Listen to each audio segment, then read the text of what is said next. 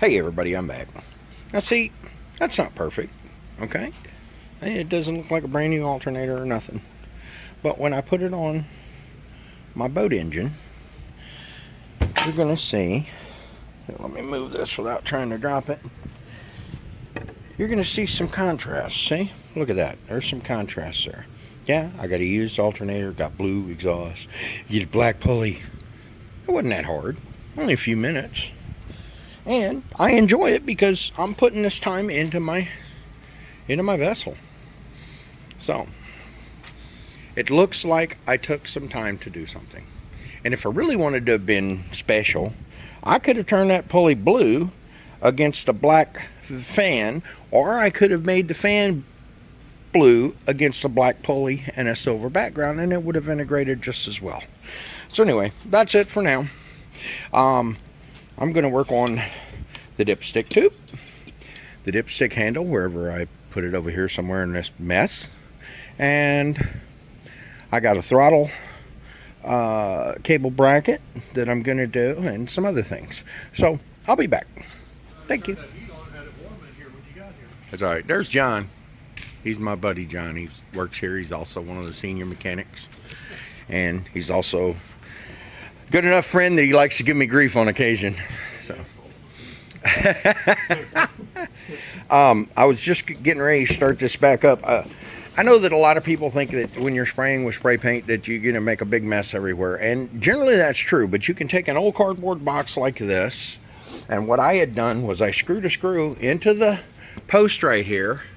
And then I put this cardboard box in there and I slid the piece that I was going to spray paint onto the screw, and I spray painted it, and I didn't get a bunch of overspray all over the place, not even on the post. So anyway, just a little trick or a tip or whatever you want to call it. Thank you. Hey everybody, I'm back. I did think of something else I wanted to add into this. Now, I had an issue, and I had mentioned to you guys about the length of the studs that were on the heads I bought, how they were longer than the studs on my original heads, which were fairly short. Well, I got a little lazy because the thing didn't seem like it wanted to budge. I mean, honestly, when I went to pull it out and switch them out, so I just left it. And I had, for my running shot, you know, for Cindy yesterday, I had just used a group of washers like this to fill in the gap. Now clearly that's not I mean, it works, okay, I'm not gonna lie to you, it works, it's fine and dandy, you know, but I sat down and I got to thinking what I could do, and I know I'm not showing you the thing, well, kinda, it's popping in and out of view. I sat down and got thinking of what I could do to get rid of that because it really looked chintzy. And what I did was I came up with this. Now that isn't no uber special washer. In fact, or spacer. I made it. Basically, what it was is it's a wall anchor. Okay, and you can see the little ends in there that got cut off. And how it works is you have this wall anchor, and these are the smaller version. I actually bought one of these big ones because I didn't know which one would fit. This has a threaded end on one spot, and it has a non-threaded end with a tapered bullet. So what you do when you run your screw in, or your bolt to mount it in through these threads, it pushes this bullet down, and in turn spreads these apart so it can anchor in. Well, I didn't need those because I got these small ones. I just wanted to keep one of them handy so I could show you. So what I did was I measured my approximate length. I cut them with the trusty whiz wheel tool and took a chunk out of my blade in the process because I kind of tried to get in a hurry when I shouldn't have. And so I made 4 of these. The one that's on the engine and these 3. So now on all 4 of those corners, I can put something on there that looks like well, for all intents and purposes, it actually was made for it, but not by the manufacturer, just by the fat ball-headed guy. So anyway, I wanted to tell you guys about that. Of course, I ground the burrs off and buffed the edges. And they will likely, even though they're nice steel, and I think they're even actually chrome-plated steel, or maybe it's just clean steel. Oh, look, I have another phone call. So I'll just end this. I might paint them and they'll be good. Thanks for watching. Okay, that was my honey. So I'm going to go ahead and take these, and I'm going to take the exhaust manifolds off now. And I'm going to start taking some other things off that need to be taken off so I can wire brush and paint the engine. And I'm going to remove my washers. You see here? Oh yeah, look at that.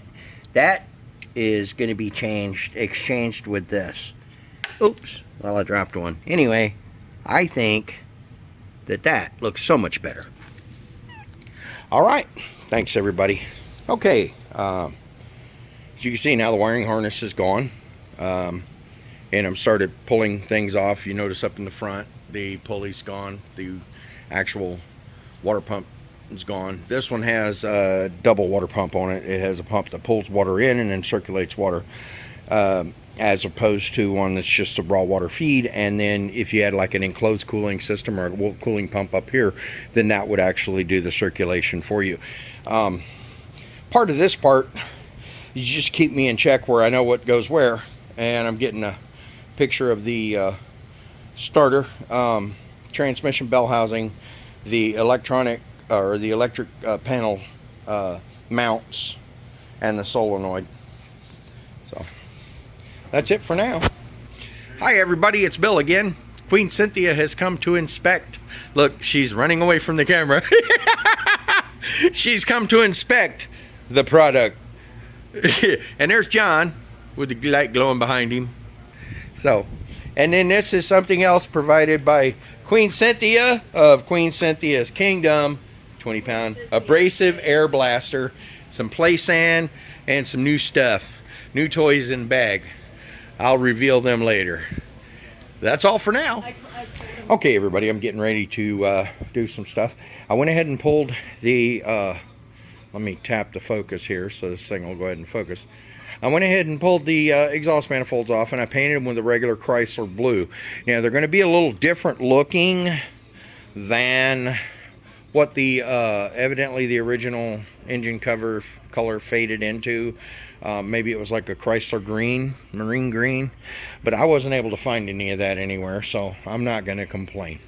I think this blue will be fine. It's a nice dark blue. It'll show up oil, and yeah, so it's fine. I also I did the dipstick, and then I did the dipstick tube.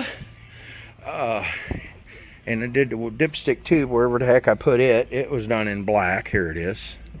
There's the dipstick tube.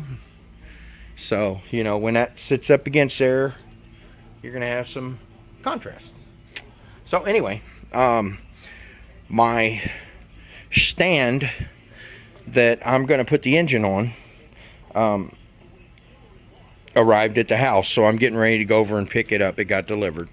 And I'll be back. Alright, hi everybody. My engine stand arrived today. Let me see here if I can focus it. Focus! Okay, we have a problem though. The engine stand is touted as being for Chevrolet and Chrysler. However, if you look right there, you look at there in the plate, that's not for Chrysler.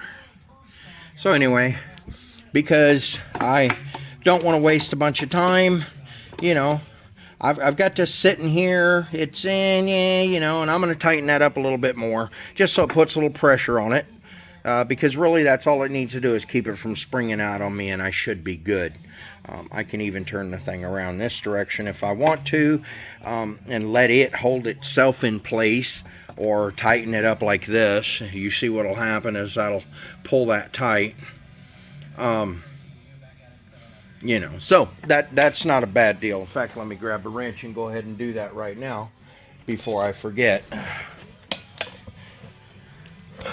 So, let's see here. Can I make a nice still? Kinda.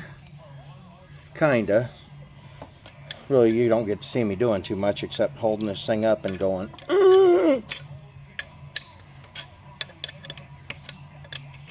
But anyway, that's what I'm doing real quick.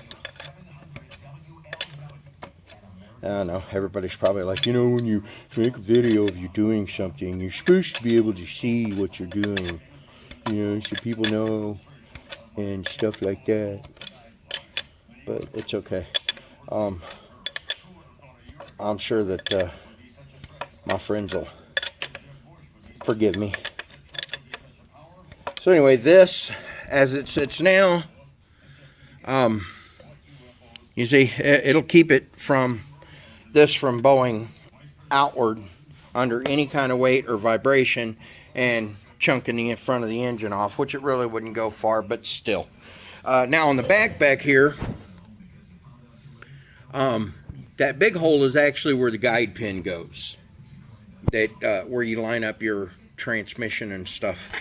Now, let me show you what that looks like, because I actually had to knock these out of the block so I could use that bolt hole there, because that's the only one that lined up without it pushing out. So, you know, I got it on that side and that side, and then of course I did the same thing over here that I did over there, and I'm going to go ahead and do the same thing that I did over there, lay the thing up sideways and you know, let it have a little bit more of a bite on it. So that's it for now. Honey called me, told me that oh, I didn't show you, maybe I did.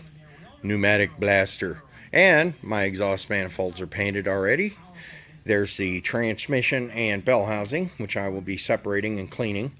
And you can see that the blue there is a little more bluish or darker, deeper blue than this. But yeah, so anyway, this is where we're at today. My abrasive blaster compliments of Cindy.